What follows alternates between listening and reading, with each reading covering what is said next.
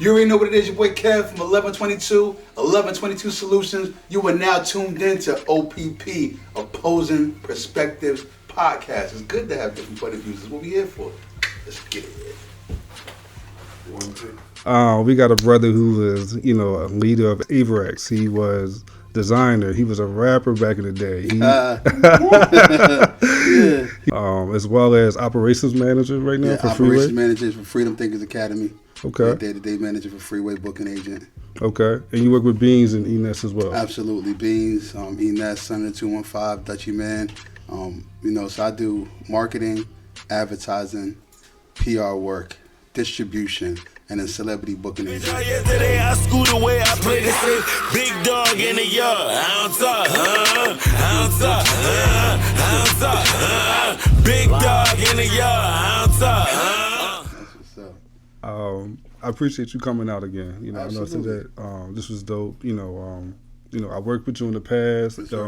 You put me on a lot of game in the past. Absolutely. I appreciate you. Really man. did. You were definitely a bridge, and we really appreciate that. Appreciate you. Appreciate the opportunity, man. It's a long time coming. You know how I know you about your business? You hit me about this about 3 to 4 months ago. Oh, most definitely. You know what I mean? And you was like, yo, can I do the, I'm looking to do the interview with you. I said, absolutely. I'm thinking you're going to say next week. You're like, May 24th. I'm like, what? Yo, we've been so busy with certain interviews, with promoting the movie, and, we do a lot of different events too as well. So, yeah, and, also, development, training. So we were just wanting I try to spread out work so I don't overwork myself, but I always end up overworking myself anyway. So, Understood. So that's why. But definitely we were preparing, we were ready. We definitely wanted this. This was dope, man. Appreciate this was dope. you. Pleasure to be here. Thank you. Well, listen, we're going to introduce you, but before we do, we want to welcome Opposing Perspectives Podcast. Yeah. I'm your host, Dale. You can find us on YouTube, Instagram, Facebook, TikTok. Make sure you hit that like and subscribe. We got a brother who is, a leader of Averex. He was designer. He was a rapper back in the day. He knows both sides, both sides of the business. Yes, sir. As well as operations manager right now for Freeway. Operations manager for Freedom Thinkers Academy. Okay. Day-to-day manager for Freeway booking agent. Okay. And you work with Beans and Enes as well. Absolutely. Beans, Enes, Sutton 215, Dutchy Man. So I do marketing, advertising, PR work, distribution, and then celebrity booking agent. So if you're looking for anything in regards to entertainment, so that would be comedians, country, reality stars, hip hop, R&B, reggae, whatever you're looking for in regards to booking, I'm able to get it. So it's 95% of the industry. Anything that you got going on, I could put a person on stage for you. That's what I do. Shout out Kevin Sutton. Or Hennessy Kev, as I know. Salute. I'm never going to get rid of that name.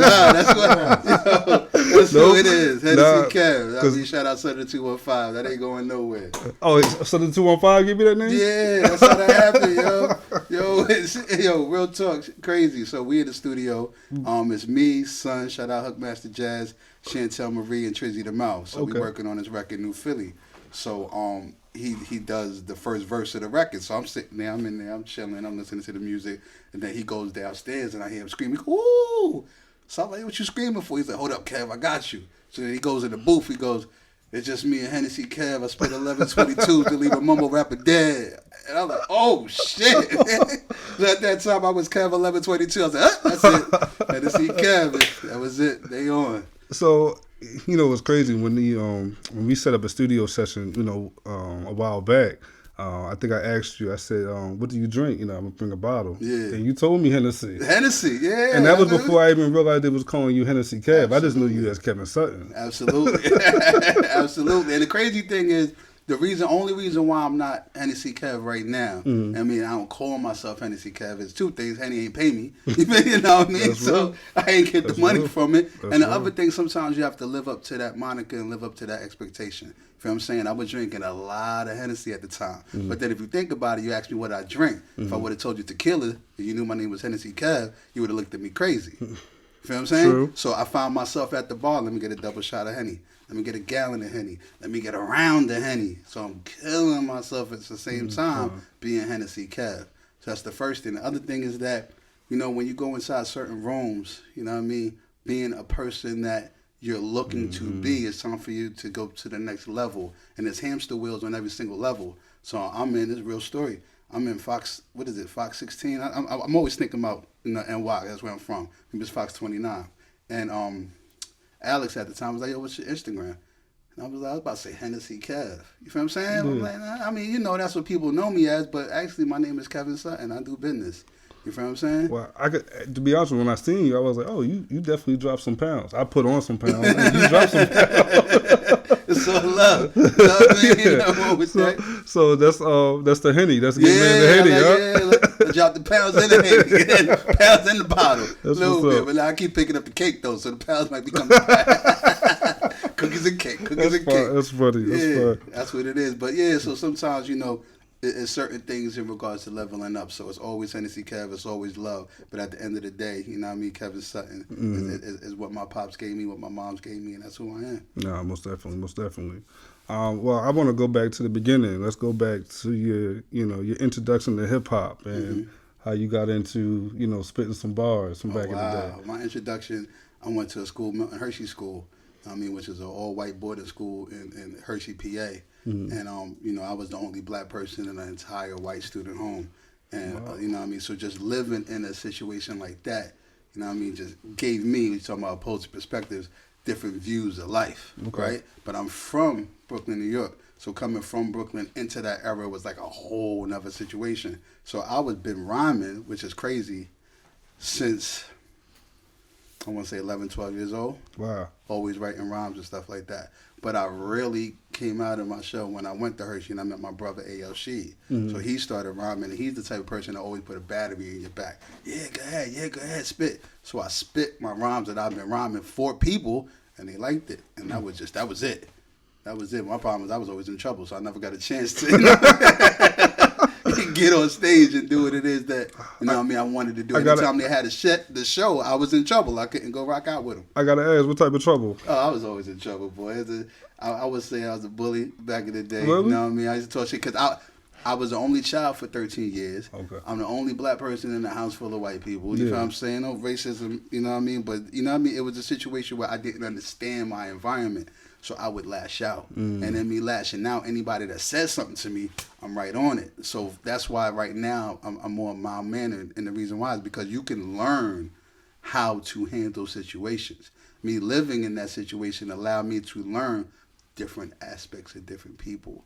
Know what I mean? Sometimes, you know, you can see a person when they wake up and you know what type of time they on. Know what I mean? So I can go in any single room and be good because of that scenario. But yeah, so a lot of times, you know, my attitude and my anger was built up. So I just go crazy, unfortunately. Wow. I would have never thought that because you always seem real chill and cool, even tempered and everything. Because it don't do nothing for you. Yeah. People that go crazy is sitting in jail or in a coffin. Know what I mean? Because a lot of times you have to really sit back and understand what your action is going to do. Whatever your action is a reaction. And you ever think about when you get worked up over something, then afterwards you're exhausted anyway. Exactly. And it's like, it's not even worth the exhaustion. I mean, think about it, it's like music. We talking about music. It's a transference of emotion, right? So why am I allowing you to get me into a situation that could do something to you to get me in trouble? You see how that's going back and forth? So you say whatever it is. If you're not disrespecting, you know what I mean, my kids, my wife, my mom, and to the point where you're going to put hands on me, all of this is a conversation. No, that's real. It ain't worth it. That's real. So you couldn't make the shows.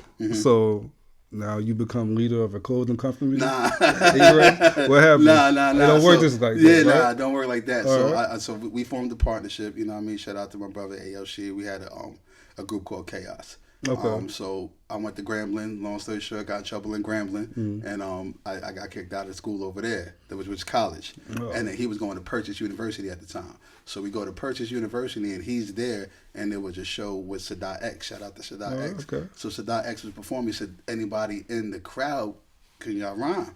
So he pointed, everybody, yo, Kev Sheed, because they knew that's what we did. Pulled us on stage, killed it. Wow. Killed it. So Sadat X was like, yo, we need to, do something. And there was another dude in the crowd called Wonderland. And Wonderland was real big in Harlem. And this is before, it was always Children of the Corn, this, that, and the third. Shout out Mace, Jewels, Cameron, Herb McGruff, all that. They was doing their thing, but there was no Harlem World. What is this, like 95, 96? This is, around 95, 96. Okay. You feel what I'm saying? Around that time. And there was no Harlem World at the time.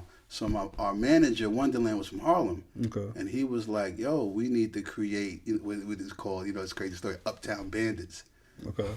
I'm from Brooklyn. Yeah. She is from Long Island. Yeah. You know what I mean? So automatically it really didn't make sense because he wasn't from Uptown, but he was. But he was also connected with Averex.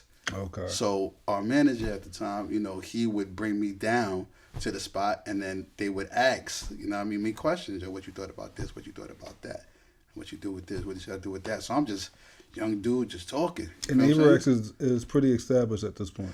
Averex was established, but it wasn't really prevalent and relevant inside of the hip hop community. Okay. So what they wanted to do is they wanted to really dig into the hip hop community. What demographic was it at the time? They're flight jackets. So it's owned by two white people, Jeff and Jackie Clement. Okay. You know what I mean? And if you look at Averex in the beginning, it's aviator jackets, flight jackets. I never knew that, to be honest. Yeah, so, when we got there, they had something, but they didn't really have streets. You know what I'm saying? So our role was to really take the streets. So anything that was going down, I was bringing them an AV. I was bringing them an Averex. You got, Jay-Z got a show, here go a bunch of AVs. Puff got a tour, I think it was the No Way Out tour, everybody getting Averex. And they had a boots division as well. So I was inside the boots division. So I'm doing more marketing, advertising, promotion, and helping with the design work. So, to be clear, I don't draw at all. They had drawers, artists, all types of stuff on staff, but I'm giving them my insight. Oh. So, just to get it full circle, me and she got into a situation because, once again, she is not from Uptown. Mm-hmm. So he always stands on principles. Yeah. So, I'm like, I'm around all these celebrities, and that's why hindsight is 20/20. I'm around, we in the studio, Mobb Deep is here, Sadat X is there, Boot Camp is there. It's everything that we want to do. Mm-hmm. But I'm not talking about rhyming. I'm talking about Averex. Mm-hmm. My brother, he's the spitter. I'm just, once again, I'm always getting in trouble. Can't nobody really hear what I'm saying, but he's the nice one. He didn't want to do it no more. So me and him split. I went to rock with Wonder. And then Wonder got into a situation, he left, so now I'm the only one sitting there in Averex. So it was me by myself from 98 to like early 2000, 2001, just running around. So Averex hired y'all as a group to spread? No, Averex, once again, shout out to Averex. When you say hire, they gave me a $400 a month expense sheet. Okay. The coach was $1,500 a jacket. Okay. You know what I'm saying? So pretty much they paid me to be able to run around and live out my career as if I'm a rapper. You feel what I'm saying? Running around with all the people looking like I'm making money, but I wasn't making money at all. Was you consider this like somewhat like a sponsorship, maybe? Nah. Not even that? What I consider it now that I'm older, I would consider it an internship. Okay. And that was an amazing internship, okay. If I was looking at it the right way. But once again, my high-headed mentality, I thought that I was bigger than what I was because Averex was the brand. Mm-hmm. I wasn't the brand. And they approached y'all, or you approached them? No, my manager was already in. Okay. You know what I mean? He pulled me in. Okay. And then he left. You feel what I'm saying? Okay. And, to do whatever he did. So I'm still there as he left to do whatever it is that he did. So I'm still sitting here rocking with Averex. He, he bounced. I forgot where he went. Shout out to Wonderland. Hopefully we reconnect. Mm-hmm. But he left. So I'm still there, moving and shaking. Okay. So what's going on from there? What happened was, whenever this happened, what happened was, so once again, me not knowing the business, I bought Frontmaster Flex over to Staten Island for the first time. I want to say this was like 2000. How did you do that? Because at the time, I'm 17, 18 years old in the middle of Manhattan on 21st Street. So across the street from me, Frontmaster Flex. Bad Boys over here, Tommy Boy's right there, Rockefeller Records is around the corner, the Vibe magazine is down the block. So I'm outside with Averex. Averex is the #1 clothing line in New York, so everybody's coming to me. Let me get a coat, let me get a jacket, let me get this, let me get that. So I'm meeting people. You understand what I'm saying? That's an internship. So Franchise Bless, shout out to Jamal. That's what, if you research Funk Master Flex, Franchise Bless was, his company, that's who managed him. Okay. So we bring him to Staten Island. Me not knowing business, I never had no contract with him.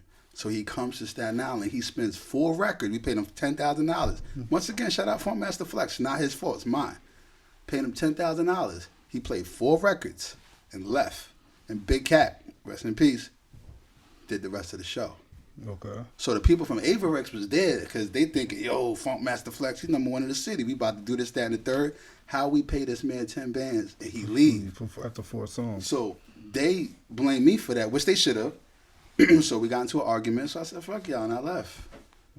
That's what it is. Never look back. Wow. You know what I mean? And once again, me, feeling as if, which is fine, emotionally, not knowing all of the contacts that I make, this, that, and the third, what that is. Now, the good thing is that relationships are important. Same people you see on the way up, same people you're going to see on the way down. Your network is your net worth. So a lot of those contacts that I made, I still have in my phone today. We're still good, we're still cool, but they know me from Averex. So I had to reestablish myself of what I can do and who I am. Because I'm not calling you with the Navy anymore. I have to call you with something else, with another opportunity, if that makes sense. No, it does. It does. So that's how that went down. And once again, just getting back to my hotheadedness, we had an argument. We could have got past the argument. They didn't want me to leave, but I'm like, "Fuck with you! You yelling at me in front of my peers were there. I'm in Staten Island, my family, and you yelling at me in the middle of a building because Flex walked out the door. Who the fuck are you talking to?" So that was it. I can see. That could be an embarrassing moment for a young person. I'm 16, 17 years old. I got this white dude yelling at me in the club full of my peoples, and they're like, "Yo, what's this?" I'm looking crazy. You think it's worse because it was a white person? No, it's worse because it was somebody yelling at me, and I wasn't the type of person to be getting yelled at that time. That's real. That's real. So, what's next? After that? Yeah. A long hiatus. For real? Yeah. You don't do anything in the industry? No. Yeah, so the crazy thing is, the statute of limitations, there was a lot going on at that time. So from there, I went into not a dark place, but when you feel like you're on top of the world, right? And then you crumble your world, you're always trying to get back to that, and it could put you in a dark place. So I went the street route at that point. I got you. I'm running around doing different things to feel like I'm back to that point. But music never left. So I'm still writing, I'm still doing this, that, and the third. That's still there. But then, now I don't got my brother because we was beefing. I don't got my manager because he don't left. I don't got Averex because I don't fuck that up. You understand what I'm saying? So now it's just me on my own too, trying to find out myself. And as I'm going through my journey, I met a lot of different peoples that wanted to, form groups and do this, that, and the third, but it never really felt like nothing. And crazy, I never told nobody the story before. But on one day, Thanksgiving, I woke up in a room similar to this, no lights, no nothing, all my worldly possessions inside of a shopping cart. Wow. Because I had nothing. You know what I'm saying? Absolutely nothing. And it was at that point I said to myself, I'm never, ever, ever in life going to do this shit again. So I stopped all the street shit. I stopped all the crazy shit. I changed my entire mentality, and then it put me back on track with the music. Wow. No, that's dope. So you end up, now you're in Philadelphia. No. Is that what happened? No, at that time, and good journalist, you paying attention. At that time, I was in D.C. Right? Okay. And then, I was in D.C. That I linked up. I have 3 baby moms. 6 kids. Man. Yeah. So I moved from D.C. to VA, and then me and my brother, I had to track him down. Strangely enough, he was working at Def Jam, but he was working at Def Jam not rhyming. He was working the phones. Oh, okay. His sister called me and was like, "Yo, you need to find your brother." We hadn't spoke for years. I call him. He's doing music, but he's in Def Jam, not letting the people from Def Jam know that he's doing music. So I'm calling through all different. You see your face? Yeah, that's my face. I'm calling through all different departments and stuff like that. Like, this is me. So all of a sudden the phone went, ding. He picks up the phone. I'm like, "Yo, she, what the fuck are you doing?" You know what I mean? So she was like, "Yo, who is this? What the fuck you mean? You know who this is?" He said, "Black, are you serious?" They called me Kev Black. "Black, are you serious?" I said, "Yeah." So I found him right there. And then we start chopping it up from there. He said he got a studio. I said, "Word?" Wow. I said, all right, well, I'm in VA. I ain't doing nothing. I'm coming. So, and that's how we linked back up, and we started doing music and everything else. So you went to? Back to New York. Back to New York. Back to New York. Wow. So how did you end up in Philly now? Because it seemed like you get a lot of respect out here in Philly. I was shocked when you first told me you was from New York, because Yes, I just assumed you was from Philly. Nah, not at all. So once again, woman things. I was married at the time, and when I was in New York, we started a company called Checkmate New York. It was a rival to World Star Hip Hop. So anything that was going on in New York City, we called it the best move in the city. We was doing it. It was an online magazine. So this is mid-2000s? Yep. It was an online magazine. So this was before, blogs and this, that, and the third. We're doing interviews, everything. Anything that was going on in the city, you knew about it. So we doing Checkmate New York, and we had kids at the time, right? Just fast forward, we got, I think it was 4 kids at the time. And we were out so much that we forgot about our kids. We went in the streets. So the thing in life and entertainment is balance. You got to work hard, but you got to play hard. And you got to keep your eyes on what's going on in your life. You understand what I'm saying? So, and I forgot about that. So what's happening is that the same thing that I was going through as a kid, my kids are now going through. They acting up in school. They in the streets. They doing this, that, and the third. So we decided to bounce to go get more grass. Me and her were working together. When we bounced to Delaware, we realized we don't like each other. You know what I'm saying? we were just together because we was working together. We had similar traits, right? So if you with somebody, you need to be with somebody that you love, that you like, that you care about, not because you guys work well together. And that's what put us together. So it went from there. Then we separated, and I linked up with a dude named JB, which had a studio in Delaware, and he had another studio in Philly. Took me to the studio in Philly, which was owned by Darko. Darko didn't want to have a studio anymore, passed it down to me, and then 1122 was born. Oh, wow. Well, we're definitely going to get into 1122 soon. But right now we're hitting it. We've been going about 20 minutes, so we're going to take a quick break, all right? Yes, sir. All right. Nah, let's...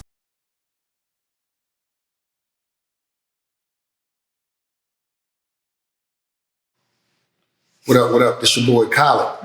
What I need y'all to do right now, I need y'all to run over to Amazon Prime and get that SOS, Sons of Sins. It's the hottest thing out in the streets right now. Go tune in with us right now, Sons of Sins.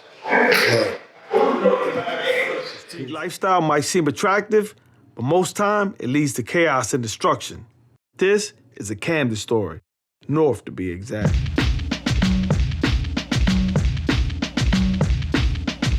I've been talking to Big Shot. We gonna furnish whatever we buy. They got the best coke out right now.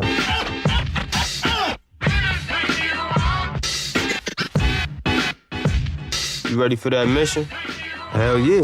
Just wish I knew more about it, though. They going in there strapped for war, man. This shit's serious. We gonna do more than just trap, you know? Man, give me everything, man. What the fuck? What the fuck happened? Got him! Niggas respect the big guns. It's an intimidation factor, you feel me? The main rule with this shit right here is you rather get caught with these motherfuckers than get caught without them. Some wild cowboy shit, man. So y'all motherfuckers causing havoc out in the streets, huh? Look, man, Taino sent us. To see if you want to get down with this thing of ours. Why Taino didn't come, man? We 20 years in. Should make it happen, man. Fuck them Camden niggas, you know? It's always a green light. Hey, listen, man, we got something on line for you, man. You up for it? Who it is? All your friends is dead. What, you trying to be the next one? I done came a long way from being broke. Just to know these streets ain't never give us hope. Thank God I was born with the hustling and stay solid through the shit that broke the mother niggas.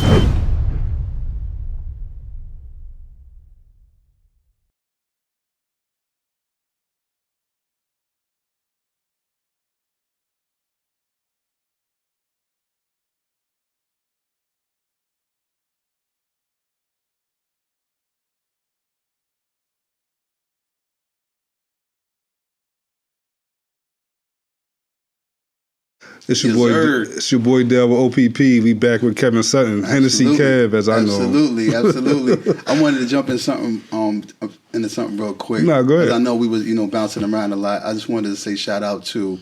There was a lot of people that I met along the way that's still instrumental in my life. Before I know we're gonna get into 1122, but JV is my brother. It's the first person that I remember that I know in life. You know what I mean? But he has a company called Disrespect Wear. Right, so he did clothing. So a lot of time running around in New York City, I'm running around with JV. Oh. You know what I mean, promoting clothes, and that was after Averex. You feel what I'm saying? Like during a time where a lot of times you're promoting somebody else's brand, but you're not promoting the people that you love as well. You know what I mean? So that was JV with Disrespect Wear, and in the city I was doing a Spit 16 with the Source magazine. You feel what I'm saying? So shout out to the Source. They gave me the opportunity to take that Spit 16 banner. Bum, he just passed away. Rest in peace, Bum and Woods. But I took that Spit 16 banner nationwide. Oh. You know what I mean? So we drove down to, Miami. And this is before French Montana was French Montana. You feel what I'm saying? And we sitting next to him with the Source magazine, Spit 16 banners, giving out our CDs and stuff like that. So been doing music and in that scene for a minute. And then when I was in VA, DC 50/50, Chris Style, Pressure Jabert, and she performs over there with Joe Claire. And then I got Tim Stone, which is my mentor, Tim, and I was signed to his label for a minute, A&R. You know what I mean? So there's a lot that I was doing just to, make sure that I kept my sanity, number one, you say he was relevance. You say he was A&R? No, his record label was Ambitious Records. Oh, okay. So I was signed to his record label, and the crazy thing was, that's how me and Nas, which is salute to him, got the opportunity. You know what I mean? So salute, we got to do a couple shots back and forth on the record because the first record that we did was called Clapping Partners, and Jay stole the beat. Then Nas heard the beat, said a couple things, and Jay was a lot back then, so it was crazy. Is this what, 2005? It was like 03, 04, 05. Oh, that's in the mist. Yeah. Oh, okay. Yeah. So I was, so I been through a lot in regards to musical career. Yeah. Wow, that's interesting. You said Jay stole the beat? Yeah, the Clapping Partners. So we'd have to dig it up. So and they're still playing it right now. The I gotta play. I'll send it to you. What song did Jay use it for? I gotta remember what the song was. I'll send it to you so you can play it. We can play it side by side. Yeah, okay. Yeah, took it, flipped it, bounced it. You know what I mean? Said a couple things. Wow. And then, it was crazy. But it is what it is. 1122. Yep. How did you get involved? How did you get that studio? So Darko owned the studio at the time. It was called Art Theory. Okay. So he does a lot of video work. He had a production studio upstairs. Okay. So he was recording people. But at the time, he was focusing more on his photography, videography, things of that nature.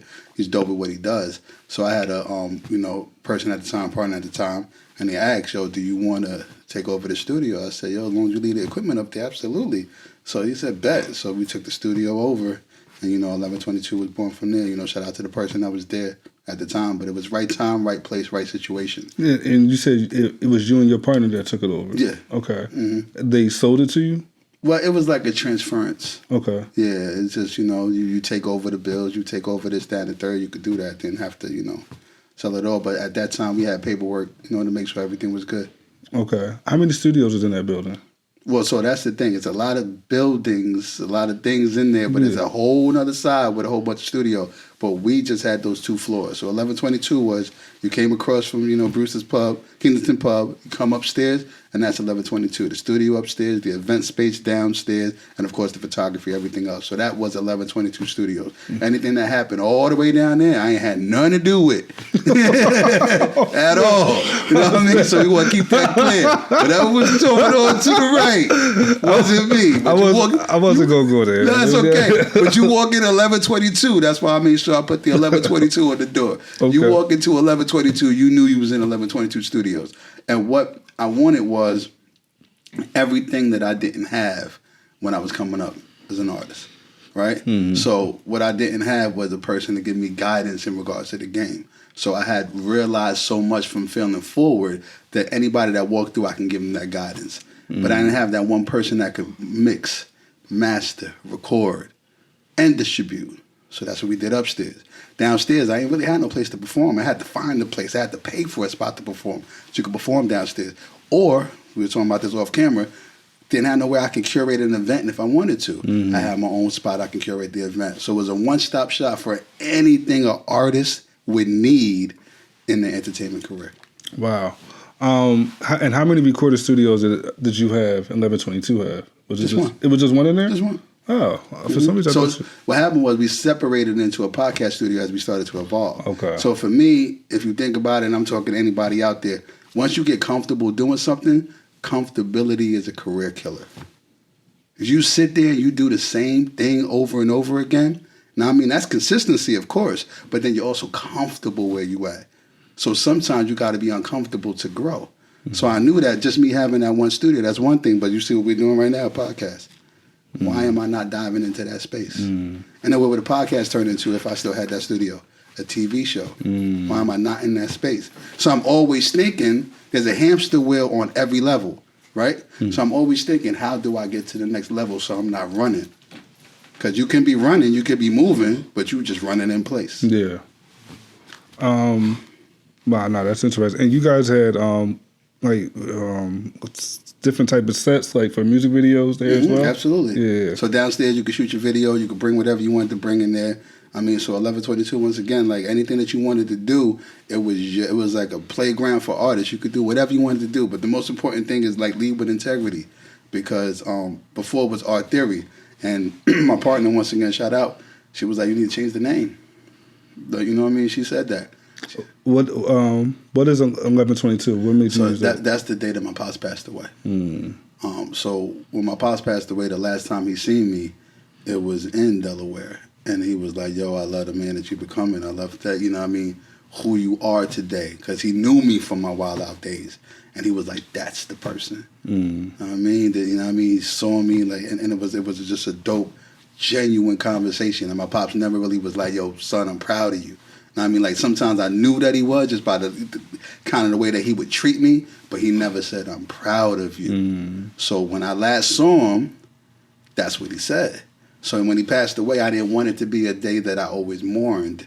I wanted it to be something that I always celebrated. So I called my company 1122 because I do everything that he saw and everything that he would want me to do, and I do it with integrity. So that's another reason why I don't go full steam ahead when something happens. Because I think to myself, why would I crumble everything that my pops saw? You know what I'm saying? No, why would I real. compromise that? That's It makes no sense. So I'd rather walk away than destroy what my legacy is. And my legacy is everything that you leave behind. It's not what I'm doing right now. This is all cool. You know what I mean? But it's so that my kids, my 6 of them, can come and walk them footsteps if they choose to. Nah, that's deep. That's deep. And I like how you remember that date, because it is an important date. It's a date that you got recognized by someone you look up to. Absolutely. So I think that's dope. Absolutely. So everything I do is 1122. Nah, that's real. I gotta ask you about the studio. How many would you say, high profile artists been in and out of the studios? Can you name some? I can't say everybody. I mean, you had a few. I had, what set it off, right? So I'm gonna go backwards to go forwards, right? So shout out to the non-high profile people that walked through the studio. That's real. You know what I mean? Because those are the people that gave it its credence and that made sure that the word got out that 1122 was someplace to go to. That's first and foremost. And I started off with a lot of different people that walked through the doors. Sutton 215, Zig the artist, me, we. You know what I mean? I know I'm missing people. You got Glory G's. You know what I mean? Young Swiper. You know what I mean? There was a lot of people that walked through them doors. And me and Sutton 215, and he had a manager at the time. We went to the city to do a label visit. I believe it was like RCA or something like that. So we were coming uptown, going through New York. Everybody want to go see uptown. They want to see the blocks, this, that, and the third. We're going uptown. We see a big commotion going on. They're like an in-store, so we decided to stop. We go in there. It's Casanova 2 times. You know what I mean? He's doing an in-store. So, and this is right in the middle of his I'm So New York, I'm So Brooklyn record. right? But Philly was tearing that shit up. So we go in there, we salute him, this, down the third, we buy his merch. I still rock it. Shout out to Casanova 2 times. So then we leave, and I don't know if it was Son or if it was his manager. Somebody said, yo, did you get his number? And it's like the whole world stopped. Whole world. No, we ain't get his fucking number. So we come back, we get it. Long story short, I gave him a call, gave me the number, and he comes down. He said, yeah, absolutely. So he came down. He did, you know what I mean, in the middle of I'm So Philly. We brought him right to the studio in the middle of Kensington. You know what I mean? And that, you know, kind of set the whole 1122 off. So we did that. Then we went down to Voltage. And the first person that showed me love just from the celebrity status was Dutchie Man. He was the first one to throw it up. So shout out to Dutch. But, you know, so other than that, we've had Dutch, we've had Cassidy, we've had Rocky, we've had all of State Property, OT The Real. Who else is over? There's so many. I don't think there's an artist that hasn't been OT7. Who else? There's so that's what's many. up. No, I just want to show the significance of what you've been able to do. I don't think there's an artist, KP, Qua, shout out Qua, you know what I mean, rest in peace. I don't think there's an artist in Philly. There probably maybe a handful of them that haven't walked through them doors. That's what's up. You know what I mean? So salute to everybody that's walked through, everybody that spent the dollar, didn't spend the dollar, just walked through them doors. Salute to everybody that was in 1122 Studios. Because one thing that I knew in Philly is that I'm not from Philly, I'm from New York. Right, and I'm never gonna say like I had to come to Philly to go to Beard, but you know what I mean? Real talk, you know what I mean, sun in the water. But you know what I mean? If it wasn't from Philly showing love, you know what I'm saying? Myself and my person, I wouldn't say 1122. Me wouldn't be what I'm doing in regards to the city of Philadelphia today. So the love that they show, I always hope, and that's my goal, is to show the love right back. What do you think made it so successful? Like, you know, how did you get that buzz? What did you do? What was the first thing when you first got it? What's the first thing you said I need to do to get my name out there? Marketing. And I mean, that's easy said and done, just marketing. But I'm gonna tell you how. Right. So I knew the connections that I still have from New York. Once again. You know what I mean? Your network is your net worth. As you say, you don't lose your relationship. You don't lose your relationship. So I knew that a lot of the things that other studios respectfully were doing, I had to separate myself from them. So like, if you come to my studio and you do something, I could take you to a record label. I could take you to a Shade 45. I'm booking artists at the time. I could put you on a tour with an artist. These are things that I can do as a person that's going to separate my studio from you going someplace else. The other thing is that when you come in, that quality had to be pristine. Coming from, you know, being one of Just Blade's first artists, I knew what pristine quality sound like. And once Jazz, you know what I mean, sat in the seat, and Mike Jones sat in the seat, and I had a couple dope engineers, I knew that quality coming out of there, A1. So I got an A1 record, I got a place that I can get you a deal or a distribution deal, and I can take you on tour. Why would you go anyplace else? Now, you know, I got to ask you this. Unfortunately, you know, you no longer have 1122 Studios. Absolutely. Can you go into that? Yeah. So, once again, you know what I mean? Shout out, Son. This is a gift and a curse conversation. I don't know, because hindsight is 2020. I don't know what I'd be doing if I still had that studio. So what happened was we did a show. And I don't want to, I'm going to give you the long story, right? I booked Free a couple of times, and actually Free came through and performed at that Casanova 2 times event. Okay. I mean, he performed for free, which was love. So when I heard that, I didn't even get a chance to enjoy it. So I wanted to make sure I threw the ball back. So, you know what I mean, anytime I had the opportunity, I would book him. So I booked him down at A3C. And I told Free, you know what I mean, it's my artist, Sutton 215, it's down the third. I mean, it was dope, and then he pulled Sutton 215 up on stage. Then the next thing, Free had some chains on the table, and the son hit me, was like, yo, I think Free's starting the label. I mean, that's dope, let's see what's up. So there was another situation coming up, and I knew that if I offered Free some bread, and he's a good dude, but you know what I mean, I do mutually beneficial transactions, right? I never want a hand up, I want a handshake. You feel what I'm saying? So if I knew if I had something for him, 9 times out of 10, he'll come pick up the bread, but then he'll also listen to what I have for him. So he came through, and it was Sutton 215. So, you know what I mean, we're pitching him the Son of the 215 project, and I don't remember what it was. It might have been Veterans Day or SON, you know what I mean? So don't quote me on that. And he rocked with everything there. He was like, yo, son, you fire, this, that, and the third. So Free's right-hand man, Clemmy, was like, yo, called Son after the meeting. Yo, who was the dude that was pitching you? Son was like, that's my manager. You want his number? So Son called me. He was like, yo, Clemmy about to call you.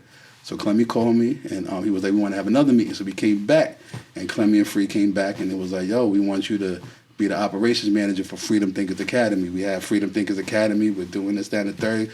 We want you to do for us what you just did for Son. Mm-hmm. So, bet. You know what I mean? Yeah. So now, you know, Son's FTA, I'm FTA, we doing this, that, and the third. So as we're moving, and Free is Free, that's a legend. Mm-hmm.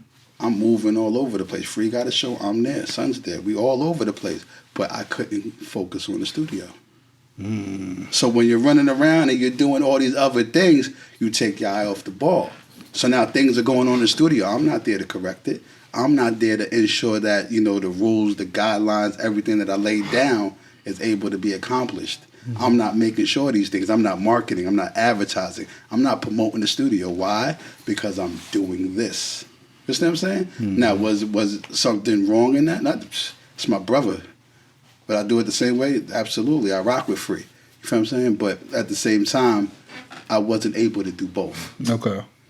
So, you know what I mean? Shout out to Ace and Missy, you know what I mean? So the Mondays, they was having the Monday events all the time, the open mics, this, that, and the third, which is dope. So they carried on a lot of the legacy that 1122 had built. So 1122 was still moving. You feel what I'm saying? But I couldn't be there.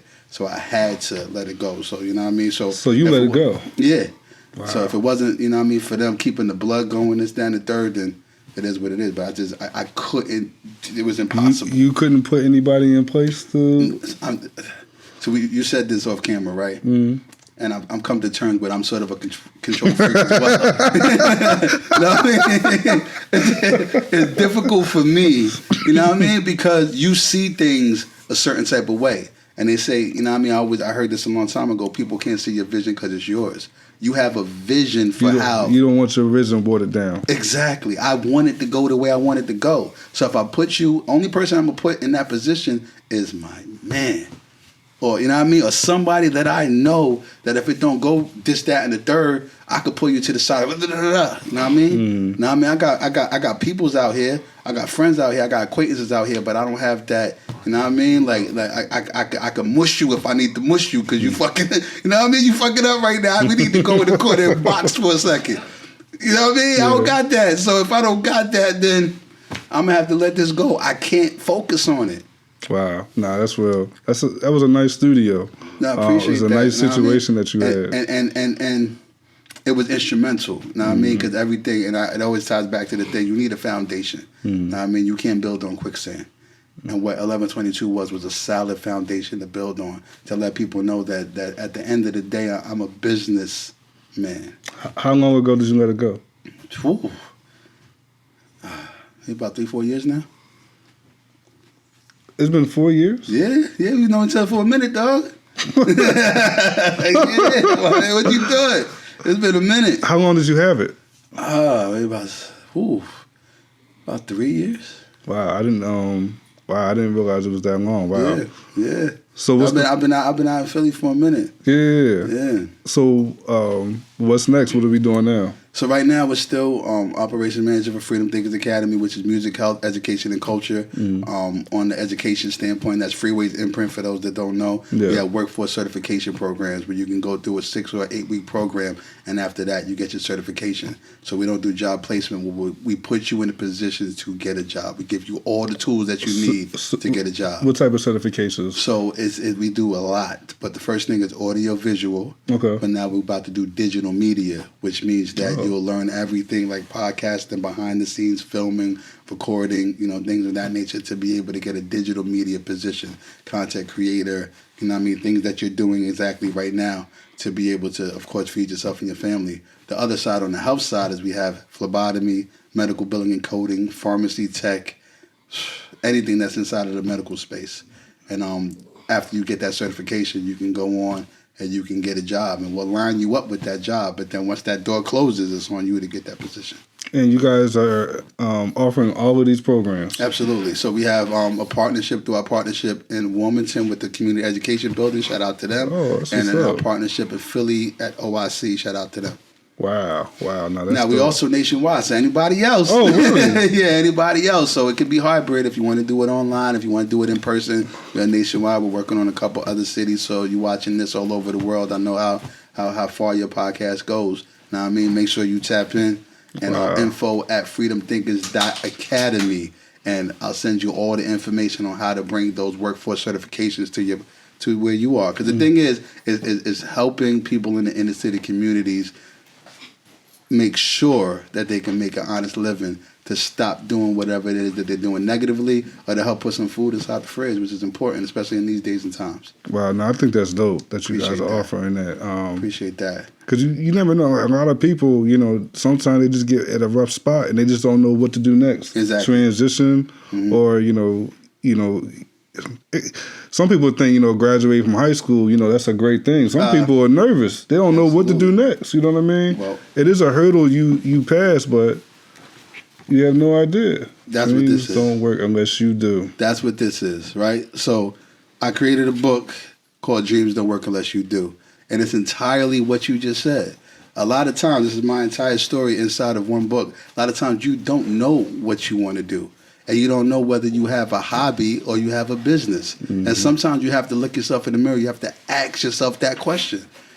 Do I have all the resources to get done what I need to get done? Do I really want to do what it is that I'm doing, because I'm not making money from it? The next thing is, can I make money from what it is that I'm doing? If you don't have the answers to those questions, you just running in place. So what this does is it gives you the chance to take a look in the mirror and say, okay, these are the things that I need to work on. These are the skills that I do have. These are the skills that I need to acquire. And that's how I can create a business. And if it's a hobby, fine. Do a hobby. But just know it's a hobby. I definitely I'm going to ask you more about that, but we're going to take another quick break real quick, all right? Yes, sir. Drop some gems.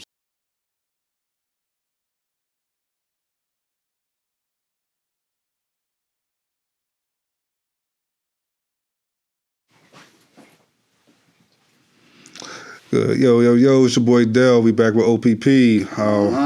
We want to get into Kevin Sutton's book more. He has a lot of things he has to shed light on. The main thing I want to ask you is about business and hobbies. Yes, sir. Can you explain that? Yeah, absolutely. So the number one reason why a lot of artists quit is because they get burnt out, right? So the difference between a business and a hobby is, in a business, you spend as much time, effort, energy, and money to make sure that your business is productive. A lot of times you can make money and that money goes right back into the business. But then also in business, that you have to understand that it's business and there's rules that come with the business. So a lot of artists are sinking all this money in the studio time. They're sinking all this money into clothes. They're sinking all this money into videos, and not $1 on marketing and promotion. It's number one. Let's do it again. They got the hottest record on the street, but you don't have ASCAP or BMI. So if I hear that hot record on the street, I'm an executive. I can take that record and do whatever I want. Because what's the key is ownership. Want to own the block? Want to rent the block? You understand what I'm saying? Yeah. So if you own something, that's the key. A lot of people are wearing things not trademarked. A lot of people don't understand what a contract looks like. A lot of artists have never seen a split sheet. So if that record blows up, who gets paid? How much do you get paid? A lot of y'all artists right now are doing business because that's my man and y'all got a handshake deal. Fuck them handshake deals. Know what I mean? Because if there's $1 million on the table, what happens to that handshake? Who gets what? Yeah, my whole team is solid. I know my people for 30, 50 years, they would never until they do. Then what? Yeah. But the paperwork tells you you can't. So that's why when I say dreams don't work unless you do, what this book is a step-by-step booklet. What this book is, the key to take your business and bring it to fruition. Okay. And if it's a hobby, in the middle of the book, it says, stop right here. Wow. You got a hobby. Wow. And that's fine to have a hobby, dog. Like, you can do that. Some people mow lawns as a hobby. You can do that, but don't trick yourself into thinking that you're gonna mow lawns to $1 million. And that's what entertainment is. It's the biggest illusion in the world. There's so many people on Instagram that look like they're making millions of dollars and they don't got 2 pennies in their bank account. It's the biggest illusion in the world. So you're following people with nothing in your pocket. Nothing. You're not making any money or anything off your family. And that's why you quit. Because who else do you have around you if you have a family and friends? A bunch of doubters. Because there's no money coming in. Why are you leaving the house to go do that? You going to hang out with your friends. Why are you leaving the house to go do that? That ain't bringing no money in. You might as well go get yourself a suit and tie. And you know what? They fucking right. Wow. No, that's real. You see what I'm saying? And you got to answer that question. So I wanna ask you a scenario. You know, you have people who, like you said, they sink all of their money into making, you know, the hot record with studio time, merch, and everything, and not making any money, and they put $0 into marketing. Absolutely. So are you saying, like, when you get your budget together, plan out your budget, and you need to evenly spread out that budget, no matter what it is? So maybe forget the high quality record or whatever it is, and you know, kind of like even out that budget to make sure. Not at all. You need the high quality record. I'm not saying that at all. So because your presentation is key. What I'm saying is that whatever you spent on that record, spend 3 times on the marketing and advertising. And if you don't have enough to spend 3 times on the marketing and advertising, spread that out. You understand? So you got this hot record that you spend $500 on, right? And most people are working a 9 to 5 to support their 6 to 8, right? So their 6 to 8 is their dream. That's their lifestyle. So you take that 9 to 5 money and you put it to the side. All right, I got $500 right now. I'm going to spread that $500 on marketing, on advertising. And that's just seeds, right? Because with marketing and advertising, you can't expect that money right back. It's not going to happen. You're planting the seed today because you're hoping the flower grows later. Right? But then you have other pieces of things that's going to be an immediate return on investment, which is what? That's a show. That record is hot. Can you perform? How much can you get paid to perform? Right? Then you have merch. Look at Chance the Rapper. In the beginning, he made more money off of his hat than he did off of his music. You feel what I'm saying? So what can you sell? An artist, you don't have to put your face on anything. Right? I was talking to my brother right here. He said 1122 meant something completely different from him. So he might come in the store, see 1122 on his shirt, and buy it. Just because it says 1122 on it. Got nothing to do with me. Yeah. He has no clue about the connection. But he just saw 1122. Wow. See what I'm saying? So what is the thing that you have that's going to give you an immediate return on investment? But marketing and advertising will not. That's just seeds, water, grow. The other thing is make sure that, once again, the business is in order, right? Because you can do a feature with someone, put the split sheet together, you have money coming in there. If you want to flood the market, right, you have your ASCAP, you have your BMI, put a record out every single month. Because then what happens? You get mailbox money. As an independent artist, budgets, you know, it's going to be pretty thin. What's the first marketing strategy you think an independent artist should take? Great question. I would, and this is, you know, up to anybody that's doing. What I say is Instagram boost, geo-targeting. Know exactly where you are and exactly what you want to talk to, right? So with me, whenever I boost something in communities and inner cities that I want to go to. That's your audience. It's my audience. The first thing is, like I always call it for, you know, the gun people out there, I'm not saying to use them, but when you look at a gun, you look through the target, right? And then you laser focus on exactly what you're shooting at. That is your audience. You're laser focused. You're locked in. The people that aren't locked in, the people, what are you doing? You all over the place. That's how innocent bystanders get hit. So what you're doing when you just post it on Instagram and just hit boost and just you're putting your money out to innocent bystanders, and then you're mad because those innocent bystanders are not reciprocating what they want because those people don't like your stuff. You know what I'm saying? So you got to understand who your audience is. What would you say to individuals that have products, whether it's a movie, web series, whatever, who think that, all right, we're just reaching the same we're just promoting for the same people in the same area. Mm-hmm. They've already seen it once. We don't have to keep showing them. We don't have to remind them what I'm doing anymore. So let me say this. Because there's people like that who think you've seen it once, I don't got to show you anymore. No, it's twofold, right? Once again, repetition is everything. And I'm a foodie, right? Mm-hmm. Look at McDonald's. Do they just show you one commercial? Mm-hmm. Right? Wendy's got this new, once again, foodie, this new shake that's out with the Pop-Tarts and everything in there. Do you just see that once? No, you see it multiple times. Because after the 7th time, you remember it. The 9th time, you figure out whether you like it or not. The 12th time, it's stuck in your head. Mm-hmm. It's like a record in the club. You can hate that record. Hate it. But you come to the club after the 12th time, you dancing to that one. You know what I mean? You singing it, and you so mad that you singing it. Mm-hmm. I can't even shake my hips, and I want to. You know what I mean? That's all I hear. You feel what I'm saying? Or how many times you go in the grocery store, you come back singing the song you heard in the grocery store. You see what I'm saying? Mm-hmm. It's repetition. So if you don't keep drilling it and drilling it and drilling it, nobody's going to get it. And anybody that's mad that they keep seeing it, then it's not for them. Mm-hmm. It's not for you. If you mad that you keep seeing it, that means I did my job, right? Yeah, I did my job. You mad? Why do I keep seeing this? So you mad, you hate it, but you going to remember it. You going to remember, I can't stand this. That's cool. You see what I'm saying? Keep putting the message out there. Yeah. You know what I'm saying? Now, and then the other side of that is, this is what I call your surrounding area. Any place that you can drive to and not fall asleep, that is your surrounding area. Stop just if you're in Delaware going to Philly, right? Boston's only 7 hours away. You can drive to Boston. You could drive to Connecticut. You could drive to Rhode Island. So that's going up. Let's go down. You could drive to Virginia. You could drive to D.C. You could drive to Maryland. You could drive to Atlanta. Why are we only performing in our 30 to 45 minute radius? Get in the car and go. Because what happens is when you get to those areas, they're going to be so impressed that you came, they're going to show you more love than your people in the backyard.